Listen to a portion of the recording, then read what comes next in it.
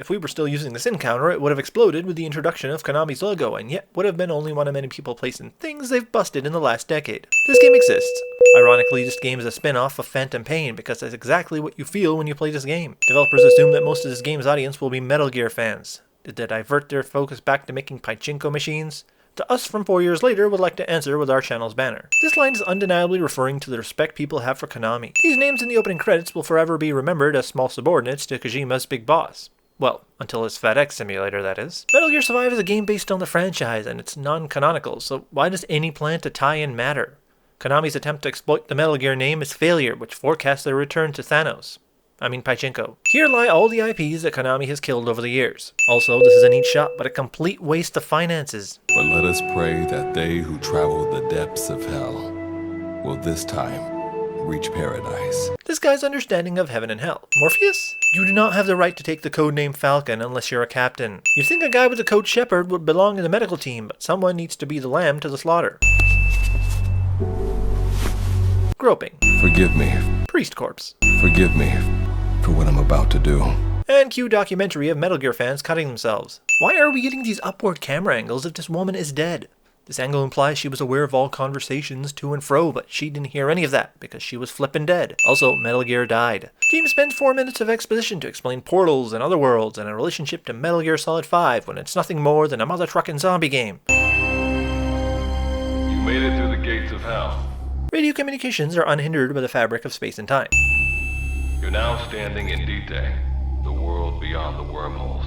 Sherry comes back from the dead, doesn't immediately question why, how, and where, and just accepts that dimensional theory is now reality. Enemy soldier won't pull the trigger immediately because no doubt he'll become an ally of Sherry in the future, and I won't give a damn because zombie game. These creatures deformed offspring of Pyramid Head because all I see are pylon heads. Also, zombie game doesn't understand the basic fundamentals of zombieing. Konami has proven this time and again of various and unique enemy designs, but resorts to using the most cliche enemy possible.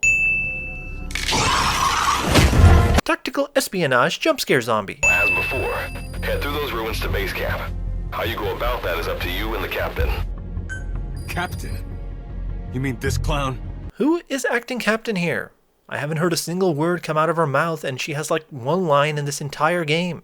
Even the AI has more personality than this brick. We know that wanderers can see as well as hear. If you enter their field of vision or make a loud noise, that's when they attack. Headless Zombies Field of Vision. Laser light show hole in the sky ripped off from every sci-fi movie or game ever made. Alright, revival went A-okay. I know you've just woken up and you're probably wondering what the hell's going on. I'm not. Wanderers are extremely ferocious. They attack anyone they see indiscriminately. If we don't do something about them, before we know it, there will be enough of them to destroy the human race. Zombie apocalypse cliché. Stupid exposition of a gargantuan gorilla dung. Do not worry. I will assume the role of the captain's mission support.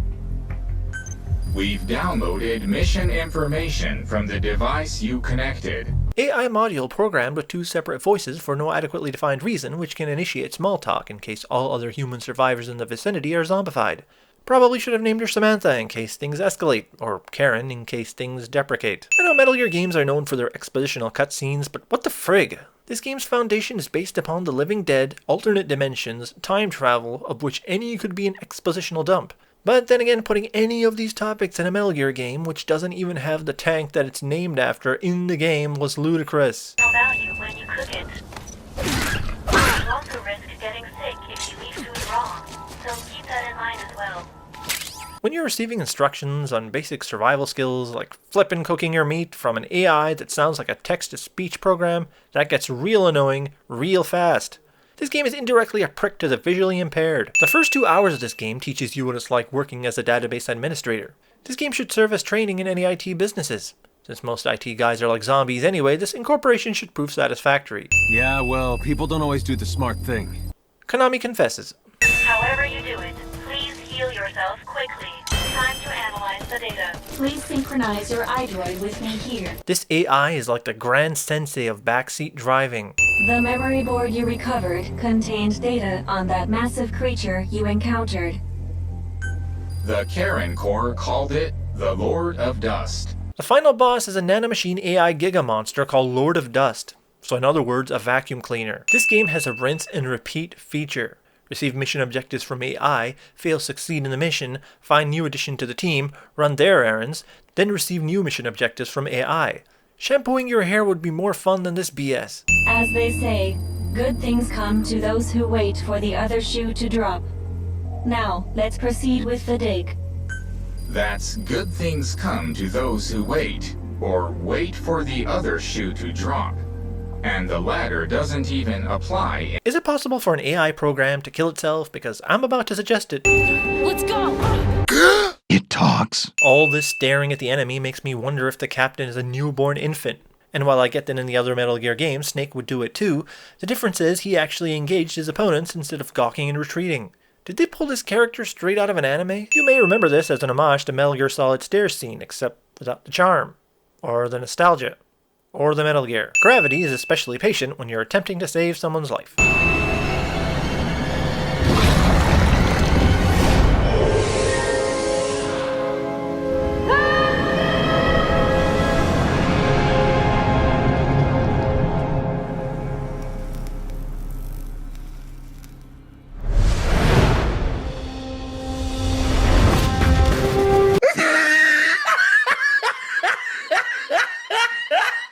And you've ended up exactly where I wanted you to. But there's something I still need you to do. And that is to destroy the Lord of Dust. Everything I have planned, prepared, and executed has been for this one purpose. But one day, you'll understand. Understand how the fate of mankind rests on this mission. Good Luck takes dissimulation lessons from Admiral Haldo. Honestly, this game is so arse that even a mule would be insulted with this rhetoric. God, am I bored. And you guys wonder why this video took 4 years to come out. Screwed us! Seth betrayed us! He's taken Chris hostage. Anyone except our brain-dead team nuts see this coming? You keep saying us. Who's us? You're working with others? Indeed. We are everywhere. We are very well acquainted. Don't tell me. Yes, the Wanderers. But there is more. What you call the Dust. That is our true form. What the hell? Why? Who came up with this? The fudge? Greater form of companionship. But sadly, there is hardly anyone or anything left in this world to join us. That is why we've turned our sights to yours. Our arrival will bring the peace mankind has yearned for 10,000 years, yet has failed to achieve. Game tries to replicate profound conjecture of philosophical theories and identities in the same manner as Metal Gear Solid, but overlooks something critical. They based it around flippin' zombies. I overheard your little power. Seth pulled a fast one on you guys too, huh? This accent and this face somehow makes this situation racist. Metal Gear Godhand. Resident Metal Gear. This one scene is trying to be so many things it's almost comedic. Also, Boss looks just as threatening as the unicorn from Ghosts and Goblins. Dita does not exist in a dimension separate from your own. This is your world. This is its future. This is Earth in the 22nd century. Time travel too, huh? Why not add some aliens, demons, and fairies for the whole mythology? It's like they pulled this Chris straight out from that Sonic X cartoon. The only difference between them is that this one is black and crippled. Seriously, what the fuck? You guys mean a lot to me. Everything we've been through. No way I could leave any of you behind while I take off like that. Yeah, I've known you for a solid 8 hours. I'll be your errand boy. Whatever you need. Just let me help out with this too. Well, I can hardly leave now after that either, can I? Of course, I'd been wanting to stay behind since the beginning. From that expression, looks like you feel the same way, huh, Captain? Damn it. Virgil, what are the odds of success now? Now, the odds of success stand at 96.6%. Let's make that 100%. Probability doesn't work like that. Boy, do you even mathematics.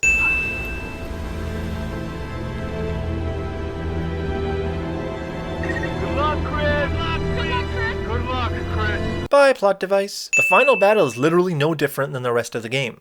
Put up some fences, kill some pylon heads, then wave a railgun while sliding around in an ice rink with a juggling monkey on your back. Okay, I lied, but my point is, even that would be more unique and fun than this bull. After running an analysis on the phenomenon we've witnessed just now, one significant problem has come to light. The dread dust didn't begin their existence as organic life. Therefore, they have no concept of death. They began as nanomachines. As long as they have no concept of their own death, they will not cease to function. You know, I thought the gaming industry had moved past the point where someone would be forced to say, "What the fuck were they thinking?" I must become one with the Lord of Dust and reveal the concept of death to all dread dust. Okay, I admit this is a unique plot development that I didn't see coming, but it doesn't really mean much since this plot has enough holes to give a person tryptophobia. Seth, a human being, understood death, the dread dust that infected him. Because it was so dependent on the properties of its host, when Seth's body was destroyed, so was the dust within him. Does that mean the pylon heads know what a zombie is? Do they know what it means? Do they know that they're dead yet alive? Does Konami know this explanation is BS? So this whole scene has them run away from the railgun to a random part of the desert where Virgil meets them anyway, then run all the way back to the railgun for the same gameplay. Surprise, I'm dead, not dead cliché. Also, Virgil comes back to life, and that's enough for me to raise the rank. What do you mean this isn't Devil May Cry? Getting home may turn out to be a long paddle, but as they say, Captain, a journey of 1,000 miles begins with a single step. And the journey to your grave begins with a simple trip. Also, Metal Gear Demise. But this isn't the end. Now it's my turn to fight. The notion that Konami are going to make a sequel. The first thought that comes to mind when talking about this game is Kojima's lack of involvement. I don't want to comment upon whatever transpired between Kojima and Konami, as I'm sure many of you know, but regardless, many gaming corporations have a very poor way of handling how to deal with the employees, and that is completely unacceptable. So what can be said about this game? Nothing. The combat is shallow, the missions are lame, the characters are bland for the most part. The story would have been okay if this was called 21st Century Walkers. Many of us used to rag, and some still do, on DMC Devil May Cry and how it could have been a decent game if it was called anything else. But at least Capcom can justify it by calling that game a reboot. This has no credibility whatsoever. It is Konami's attempt to pander to Metal Gear fans while doing as little work as possible. I greatly respect many indie developers as they put their heart and souls into their projects, and while they don't always see success, I can very much appreciate the effort. This is a ridiculous concept, and frankly, regardless of how it attempts to work its way into the canon, Metal Gear Survive has absolutely nothing to do with Metal Gear. This game isn't even the so bad it's good territory. It is in the worst possible category, which is boring. If you put any value in your hard-earned money, don't bother with Konami's failed product.